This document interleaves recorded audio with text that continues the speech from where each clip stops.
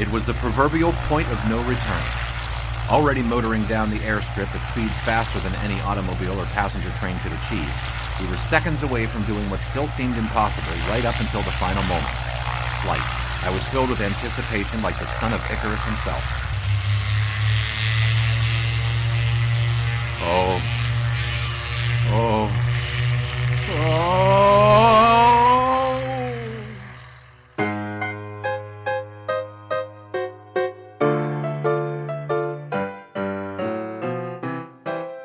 When great events in history occur, do witnesses realize the importance?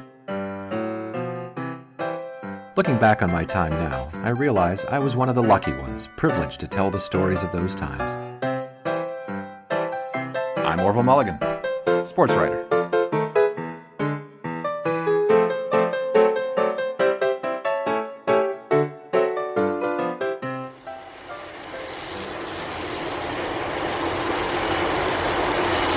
Everything all right back there?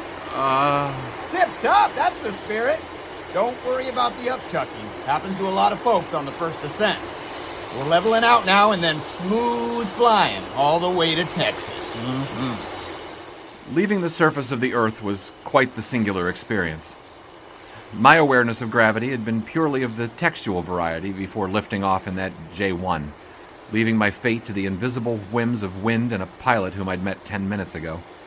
Every schoolchild has heard the story of Isaac Newton's apple, but being there at the focal point of a tug-of-war between Earth and the latest in mankind's ingenious engineering can quickly teach what gravity means. Odder still, once the plane leveled off, that same formerly irresistible gravitational force suddenly felt completely irrelevant. Not in the same sense that I couldn't feel my own weight, but wedged into the seat by dint of the width of my rig, the feeling was as though the entire vehicle, Mr. Lees and myself included, were bobbing within an invisible corridor of air whipping past at 90 miles per hour. 1 mile up in the air, traveling faster than an automobile with less vehicle around me. Mr. Lees? Yes, sir? How much more flight time is there? I'd say about 9 hours and 55 minutes. We've only been up in the air for 5 minutes. I don't blame you, though. Time can play tricks on you up here. 5 minutes gone. How did I get into this?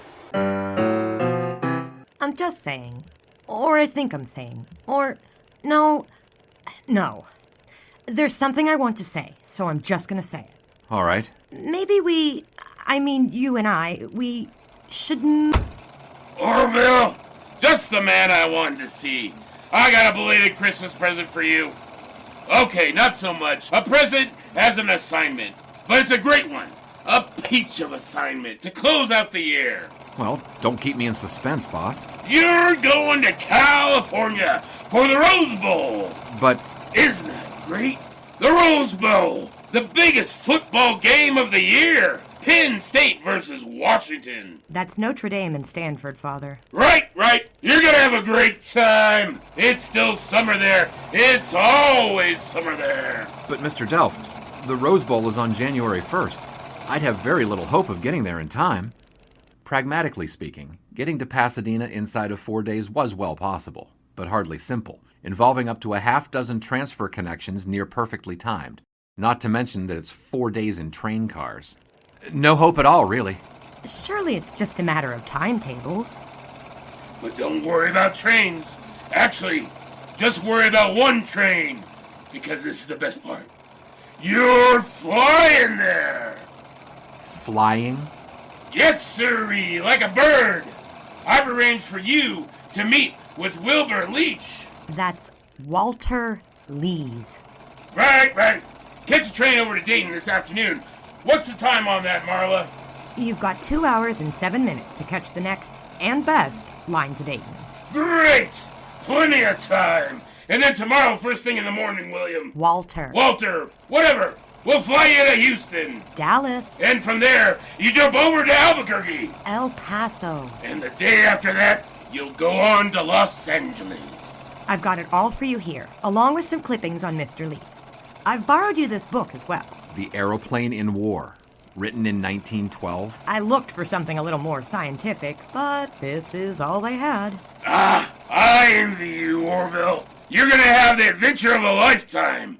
Just remember, get material for the paper.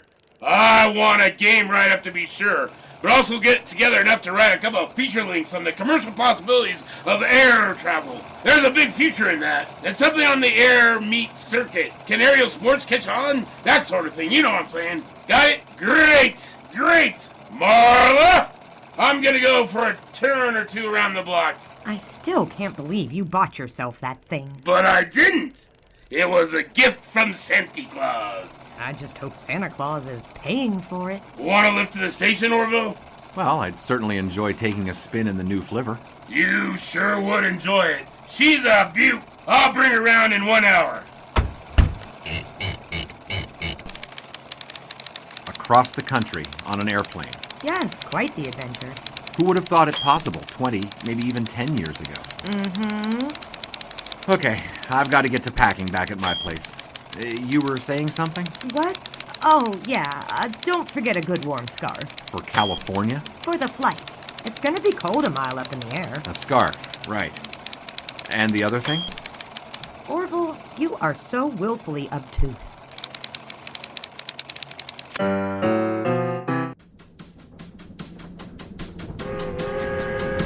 On the way to Dayton, I ran through the clippings on Walter Lees that Marla had provided. Walter E. Lees gained an interest in airplanes at an exhibition in Chicago in 1911. A natural at the pursuit, he soon became a flight instructor as well as a part-time mechanic, and was soon even taking part in the design of experimental new models. Lees naturally did his part during the Great War, acting as a civilian instructor and test pilot for Uncle Sam. As in so many areas, with the 1920s came an inrush of technological innovation to aviation. Not only did this renaissance allow Walter Lees to pick and choose from among numerous attractive professional offers, it also allowed for ever greater possibilities in the brave new world of sport flying. By 1923, Lees took the Flying Club Trophy in an event that captured the minds of newsmen, sports reporters, and the public, the St. Louis International Air Show. Though, truth be told, that was a bit of a misnomer, as all competitors were Americans, supported by either military or private companies. Early this year, he survived a crash by a fraction of a second, totaling his plane, yet somehow escaping with only fractures in one leg and a bruised hip bone. By summertime, Walter Lees was nevertheless competing again, winning the National Cash Register Trophy, the most prestigious prize in an air meet in Dayton, his adopted hometown and would-be capital of American aviation. As for The Aeroplane in War by Claude Graham Wright and Harry Harper, although it is still a crude machine, in view of the perfected apparatus which is the aim of thoughtful designers, the aeroplane has demonstrated, in a conclusive way, its value as an instrument of war. In peace maneuvers in France and Germany, and under actual war conditions at Tripoli, scouting machines have proved their ability to pierce most effectually what is known as the fog of war. Peace maneuvers in France and Germany? When was this written?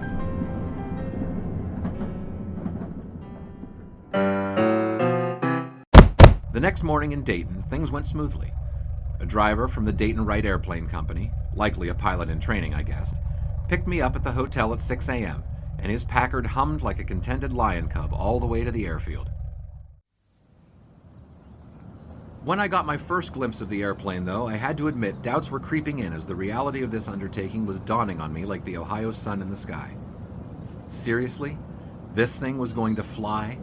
Thousands of feet up in the air? Recalling what I'd learned in passing at Penn, I had to continually repeat to myself that the aerodynamism of the airplane is based on the wings, that the plane in the name referred to their shape, that with enough propelling force to lift off and maintain a goodly height, it is the plane of the wing that keeps one aloft. This wasn't really helping. Maybe I should have read more of that book. Everything all right back there? What's that? I said, Well, all right then. So Frank told me you'd be asking questions and whatnot, you know, like a interview.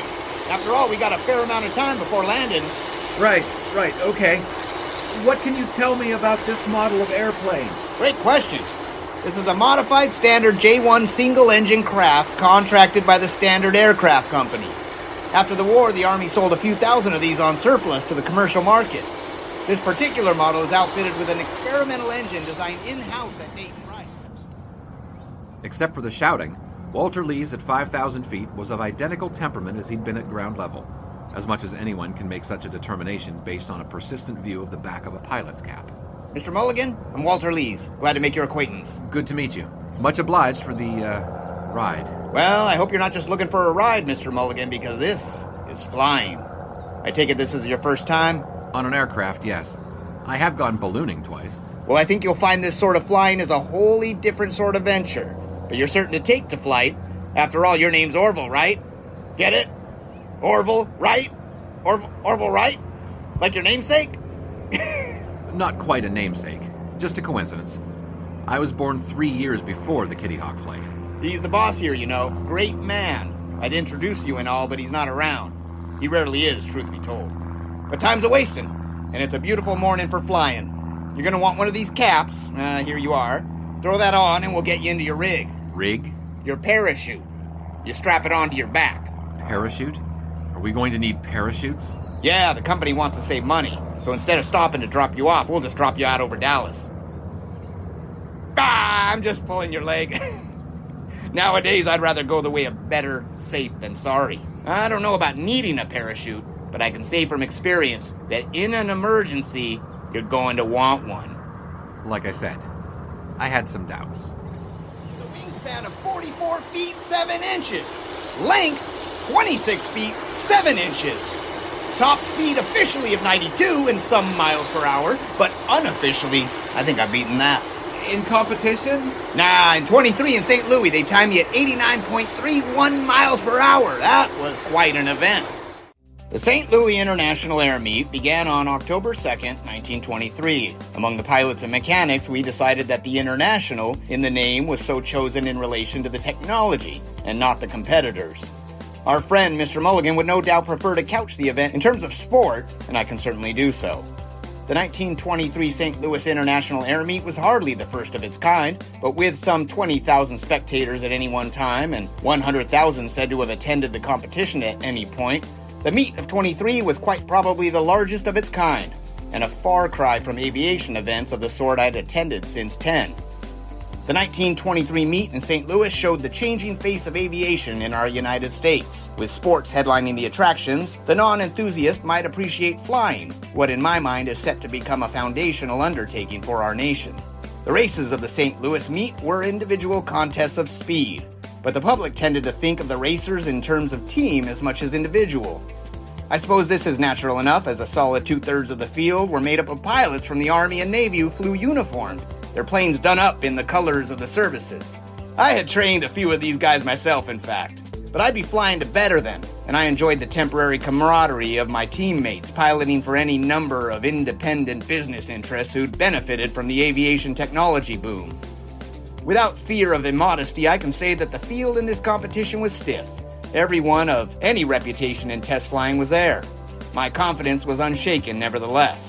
I myself represented Johnson Aeroplane Supply and Flying Service in the meet.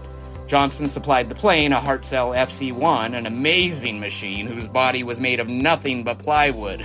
She was as light as a feather, but as powerful as any single engine out there, thanks to the OX-5 engine and reliable Hartzell propeller. The lightness of the Hartzell could certainly cause it to be whipped about in the wind, but a steady hand on the throttle can give her just enough guidance. I competed for the Flying Cup trophy in 23, the very first event at that meet with that sweet little FC-1. Now, an aviation race can't possibly be run in the fashion of, say, a track and field competition. Rather, each pilot runs the course individually. Best time wins. Simple, right? Maybe in principle, but in real practice, too many of these fellas try too hard to impress, to push the machine to extremes, to either have too much confidence in themselves or not enough in the craft. Why, in the big Liberty Engine Builders Trophy event later that day, a young ensign, D.C. Allen, dumped his Curtiss 18T in a field west of the course, and 3 others had to drop out without completing the race as well. All servicemen, each piloting a different model of craft. What does that tell you? On that day, in that race, in that FC-1, liftoff was picture perfect. Height is advantageous in flying competitions as it shortens the distance. In this way, my biplane had an advantage as its light weight made its ascent smooth and quick. Even better, in each of the 4 laps, I increased speed as the speedometer steadily slithered its way up past 85 to 90 miles per hour. We might have topped 90, that Hartl and I, had we flown one more lap. I brought her down, knowing that even with half the field yet to run, our times would be close to impossible to beat. Maybe halfway through that first flight, I fostered the thought that if I left my eyes open for much longer, my eyeballs might freeze over. On the other hand, I wasn't about to close them either. We'd flown past the cities of the Midwest now. Behind us, Indianapolis, Chicago, and Kansas City. Rolling beneath us was the prairie of western Missouri, maybe even Kansas. Where are we right now, Mr. Lees? 5,000 feet up, sitting in this airplane! Oh, I'm just joshing with you. We've just passed across the Kansas state border, and in a few miles we can bank it south through Oklahoma. After that, it's Bob's your uncle. I'm guessing that's not aviation terminology. What's that? Nothing. Never mind. In your opinion, does competitive flying have a future as a sport? In my opinion, flying has a future in everything. Sports, warfare, especially commercial use. Just think about how celebrated the Pony Express was back in the day. Airmail would be far faster and cheaper with all the sense of adventure. And I also believe that soon, passenger flights will be commonplace. I was metaphorically warming a bit to the view of the unfurling flatlands below. I even saw a herd of wild mustangs in full gallop at one point. And I realized that the march of technological process is inexorable, but I cannot imagine enough people willing to deal with such a level of discomfort and collateral for relative speed of flying. All right, here's the spot, Mr. Mulligan. We're going to bank south-southwest here, then again straight south, all the way to Dallas and Love Field. There I was, thinking I had gotten used to the sensations of air travel. Then we banked, and I knew that I was...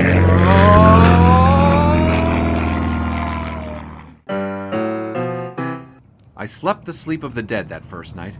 Never had I felt so exhausted after a day devoid of physical activity. Mr. Lees put me up in a bunk at the back of a hangar right there at Love Field. I hardly remembered peeling the rig off me, and I didn't even remove my shoes before reaching unconsciousness. Morning, Mr. Mulligan. Sleep well? Like never before. Yes, sir. That fresh, rich air up there will do that to you. But nothing like 14 hours of sleep to set you right, huh? Ready to put those new wings to work? Had breakfast yet? To be honest, no. I've hardly been up and about yet this morning. Well, here. Have a sandwich. It's fried egg. Just do us a favor and don't paint the panhandle from up there. Paint the panhandle? Of Texas. With the contents of your stomach. I'm just jesting with you. You gobble that down and we'll get you rigged up. Today we're going to be flying that baby right there, Curtiss JN4D, also known as the Jenny. She's got a solid wood frame like the J5, but Jenny's made of sturdier stuff. Same engine, stronger, but slower, and so flies at lower altitudes.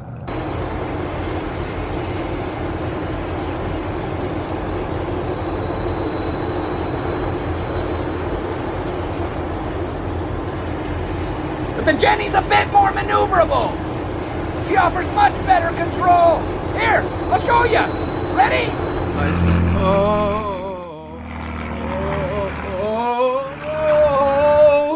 Woo! I will not paint the panhandle. I will not paint the panhandle. I will not... Oh, sorry about that. Shame, too. Those were some good sandwiches. They were better the first time. Well, won't be too much longer before landing, and then we can fill you up again. Fantastic. The first part, anyway. I was again completely spent from the flight, but managed to catch a taxi to a decent hotel. Walter met me over there later, told me he'd buy me dinner to make up for the one he'd, let's say, encouraged egress from my stomach. And I thought I was tearing up the skies in that Hartl, but when I ran up against some of the big boys in Dayton in 25, I figured the J1's time is more than a novelty might be passing us by. You competed in the Dayton Air Meet just 5 months after your crash. 4.5 months. And I was back on the job with Johnson in a couple of days. And back in the air 2 weeks after the accident. But you could have been killed. And to get back into a plane that soon afterward... Well, what else would I do? Ever since I went to that exhibition in 10, I've thought of next to nothing else in terms of making a living. From first sight of the Blérios and the new syndicate ASL, I have had nothing but the utmost admiration with these magnificent examples of human ingenuity and engineering. And how perfectly fine to be paid for doing that which you love. It's the American dream itself. As for almost being killed, I wasn't in any serious danger. Or rather, I was, but all I needed to do was keep my wits and act precisely.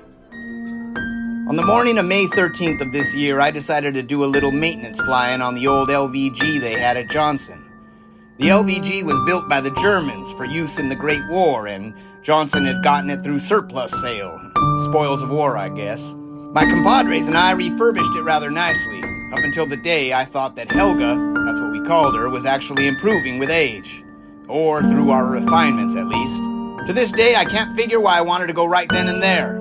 We hadn't made any serious improvements to her lately, and the dispatch sheet was empty. I also can't account for my wearing a parachute. In a dozen or so flights with Helga, I hadn't bothered. It's not like she was a long-distance or particularly high-flying plane, after all, but I did anyway. Truth is, with most crashes, you can tell they're coming straight away. Maybe 2 seconds after taking off, it was obvious this plane was in trouble. Everything in the controls tightened, making the only reasonable maneuver even trickier to pull off. I'd have to turn a donut in hopes of making it back just a short distance and maybe land her in the field off the strip. I leaned into the yoke with every ounce of my strength, straining with every muscle to turn her around. I might have been halfway through the turn when I heard the engine fighting to stay running.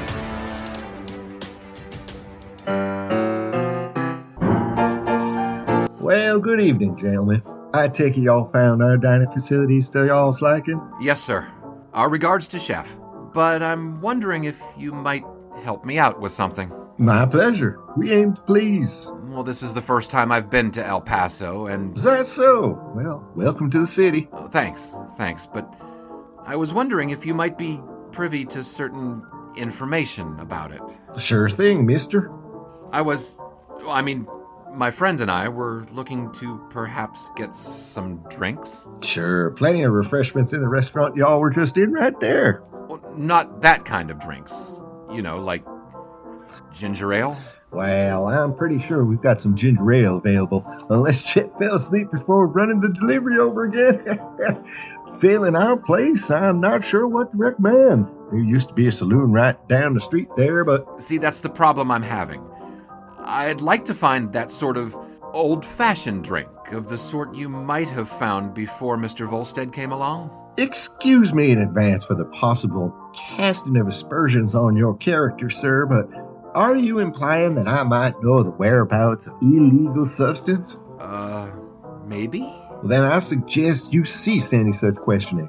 I run a good, law-abiding, God-fearing business here, sir, and I will not be a party to any violations of Constitution or Scripture. And, might I add, I will not be a party to any such related activity in this establishment. Now, will there be anything else, sir? No. No, that's all right. Then good evening, sir. Well, that's Texas for you. I swear sometimes a day hasn't passed in this town since 1883. Except now they don't even have whiskey.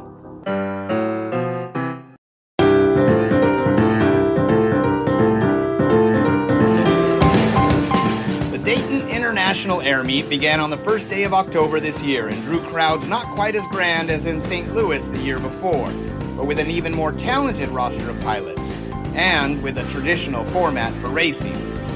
Dayton, in its bid to become a national capital of air racing and aviation in general, not only produced many of the top competitors in the field, but had gone so far as to construct a full-on airdrome outside the city. Once again, I was competing on the first day of competition, taking on other single engines for the National Cash Register Trophy. I'd souped up the old Hartzell FC-1 a bit, but figured the other pilots' rides would benefit from a year and a half of technological advance. But nope. If anything, the competition had lost ground on the Johnson Company. The year previous, I'd topped out at over 89 miles per hour, and when Perry Hutton with his own standard with a modified OX6 got in front at about 88 in the second lap, I figured I was done for. But my old girl wasn't ready to lose. By lap 3, I got her up past 90 to 92 miles per hour, and Hutton looked to be close enough that I could reach out and yank him out of the lead. Flying around the pylon to start lap 4, Hutton must have been best in 92. But I could see his ride laboring. I caught a good push and got her up to 95 and put myself neck and neck with Hutton, leaving the field far back enough to leave it a two-plane race for the finish. but Hutton couldn't hold the pace, dropping off steadily until the end of that final lap. I'd gotten 500 yards on him. Mr. Mulligan asked how I could have gotten into the pilot's seat again.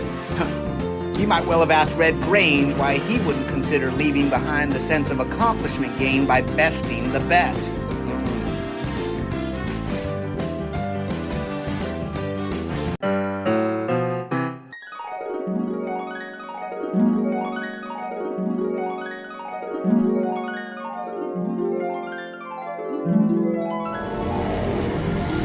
Take me out to the ball game. Can you do that?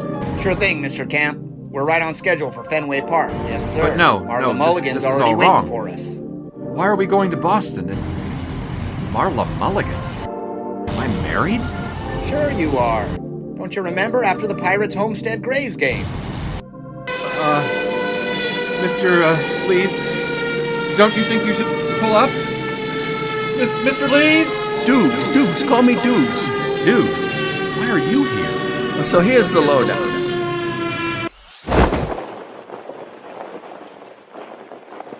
Until then. Oh no. Oh no, oh no!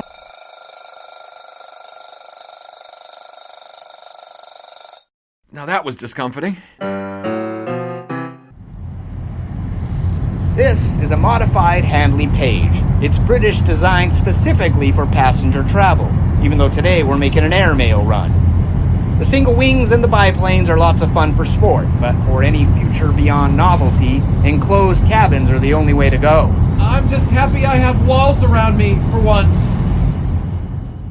Far more than the aircraft I'd experienced thus far, this Handley Page helped me to approach Mr. Lees' attitude and vision. In this plane, I could more readily imagine the opportunities for public use. Sure, something would have to be done to improve the still constant, if muffled, barrage of noise coming from both within the craft and from without as wind rushed past at... How fast can this travel? I've heard tell of Handleys hitting nearly 130 miles per hour. But we've got a goodly amount of weight on board. Plus, I've been getting some resistance since leaving New Mexico, so we probably can't top 115 today. 115 miles per hour? And not even top speed? Incredible! Speed may be impressive, but distance is the critical factor. The aviation industry as a whole won't be more than a post and shipping workhorse until we can make these babies travel longer. The truth is that Mr. Ortag offered his $25,000 for a flight from New York to Paris, and most of us are still years away from that technology. Sure, the Army has been doing round-the-globe flights for a few years now, but they're taking 4 or 5 months at a time. Heck, you probably met swimmers who could circumnavigate quicker than that, huh? I wasn't quite sold on Mr. Lees' futuristic thinking yet. But we were treated to hours worth of views. Views that 10 years ago were essentially literally impossible to enjoy like this. We flew over the vast red-brown deserts of eastern New Mexico, dotted with those famous mountaintop mesas, led to a greater expanse of the pleasantly golden-white sand hills of Arizona, which bled back into the colors of the Grand Canyon's desert. All of it majestic enough to inspire the traveler beyond the discomfort and the steady squall of noise. Or so I thought. What was that? Just some more wind resistance. Maybe an updraft from Death Valley down there. It tends to happen. Oh, hell. Listen, I may need to change the angle of attack. I'm going to try and bring her a bit lower, but it could get choppy. Nothing out of the ordinary. Nothing like serious trouble. I leaned into the yoke with every ounce of my strength, straining with every muscle to turn her around. I might have been halfway through the turn when I heard the engine fighting to stay running. This was serious trouble.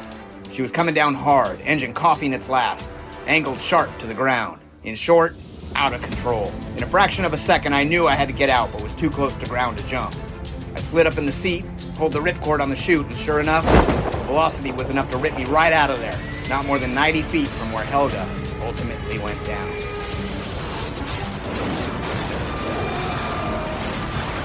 I knew pretty damn quick I'd made it out by a cat's whisker.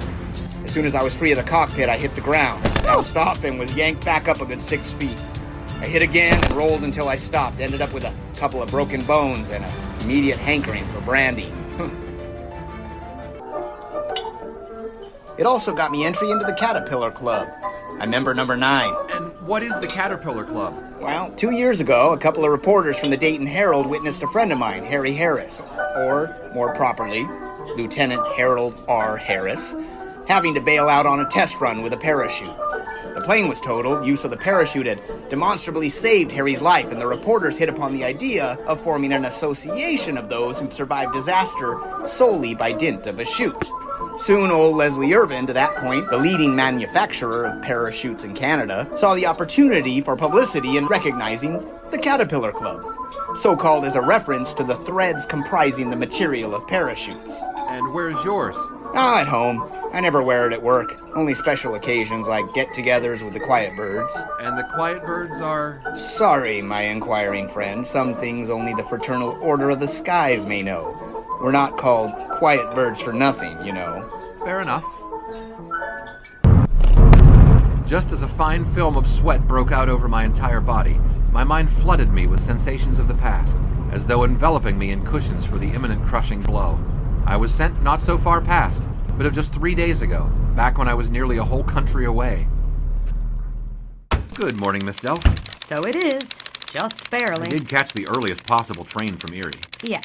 And how was Christmas with the college chums? Or perhaps should that be chumettes? Now, Marla, why draw that conclusion? And what conclusion would you have me draw? You do have a reputation to uphold, after all. You could have spent Christmas with me. With us, I mean. I'm not sure I should ask this, but what are you saying, Marla? I'm just saying. Or I think I'm saying. Or, no. There's something I want to say, so I'm just gonna say it. All right. Maybe you and I, we should... Orville! Just the man I wanted to see. I got a belated Christmas present. See? No serious trouble at all.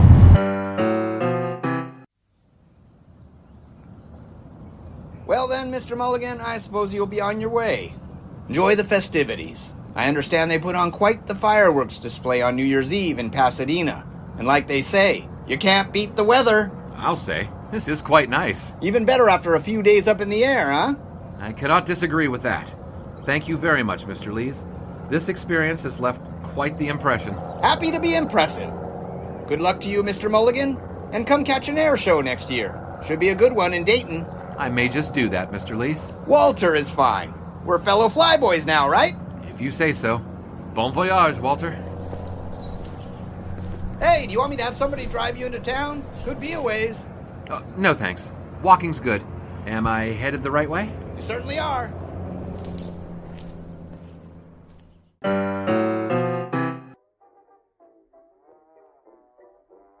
The next several hours went by. Flew by, even, in a blur. I checked in at the hotel, incapable of impression. I changed clothes, dropped those that had flown with me over half the country at the laundry room, made my way to the hotel lounge, vaguely recalling that Max was out here for the game.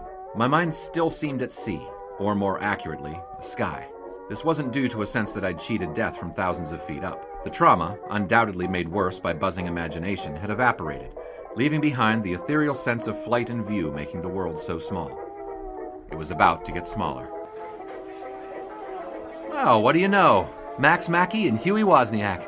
I'm surprised they let the likes of you two into this part of the country. Orville? Hey, what's up, pal? Don't tell me you guys are drinking actual ginger ale. Yeah. Is Sammy in town too? He's around. He's around. Somewhere. Say, what gives with the glum air? Did Dukes go off to the only gin mill in Pasadena without you? Yeah, I had this crazy dream about him. Or at least he was in it. Dukes. Yeah, Dukes. Seriously. What's going on here? It's Dukes, Orville. Dukes is dead. What?